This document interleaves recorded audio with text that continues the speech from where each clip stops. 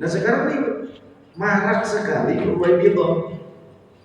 Sebagaimana Rasulullah SAW juga menyatakan, siapa itu Ruwaibidhah as-Safi alladzina yatakallamu fi amril 'ammah.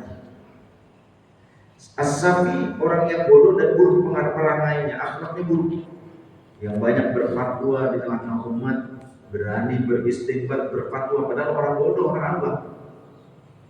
Maka antara orang alim dengan orang awam akan terlihat dari isi bicaranya, isi perkataannya, dari cara berbicara akan berbeda. Kenapa sekarang banyak Ruwaibidhah? Laman-laman berbicara, portal-portal bicara itu sekarang mudah diakses. Orang kalau di media sosial, mereka itu lebih berani mengungkapkan ungkapan-ungkapan bahasa yang tidak pantas sekalipun. Bahkan berani untuk menilai dan menjustifikasi orang lain, berani untuk mengatur, mendikte orang alim sekalipun bahkan. Yang padahal kalau duduk bersama, face to face, langsung berhadapan, belum tentu dia berani. Itu banyak di media sosial, banyak orang yang sok tahu terhadap ulama. Hal yastawil ladina ya'lamun wal ladina la ya'lamun, kata Allah. Ini sebuah kritikan dari Allah Subhanahu wa taala. Allah mengkritik orang-orang yang sok tahu. Orang yang sok tahu itu seringkali mereka merasa lebih paham dibandingkan para ulama.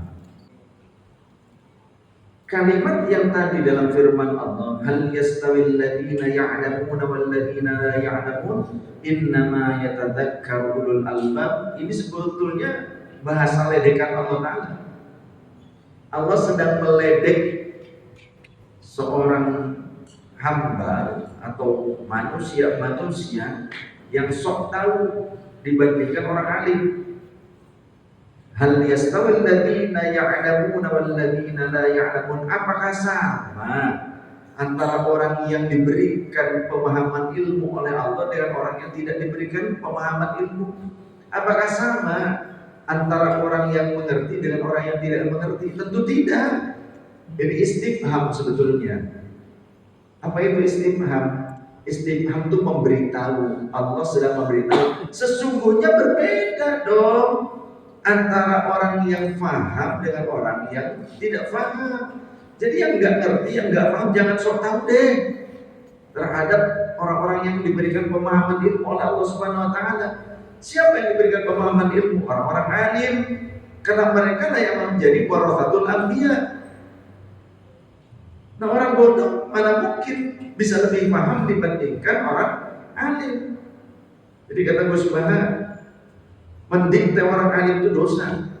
Orang bodoh mendikte orang alim itu dosa. Orang awam nggak alim mendikte orang alim dia dalam pemahaman agama, itu dosa. Karena apa? Karena dia telah sombong dengan kebodohannya, dengan kesoktahuannya. Sudah ma'awam, lalu dia menganggap dirinya itu lebih hebat dibandingkan orang alim. Maka niscaya orang seperti ini akan menolak kebenaran, akan menjauh dari kebenaran yang disampaikan oleh orang-orang yang mengemban amanah ilmu, yakni para pewaris Nabi dan Rasul. Umanahur Rasuli, kepercayaan para Rasul itu nama itu. Sirajul ummah, pelita umat yang memberikan penerangan terhadap umat. Bagaimana mungkin orang awam merasa lebih paham tentang urusan agama dibandingkan para ulama? Bagaimana mungkin orang biasa merasa lebih paham dibandingkan dokter dalam ilmu kedokteran? Bagaimana mungkin yang bukan arsitek merasa lebih mengerti tentang ilmu arsitektur dibandingkan mereka para arsitek? Sama seperti itu. Apalagi urusan agama. Kalau salah menyesatkan, bukan hanya mati di dunia tapi juga celakanya di akhirat. Tanggung jawabnya besar.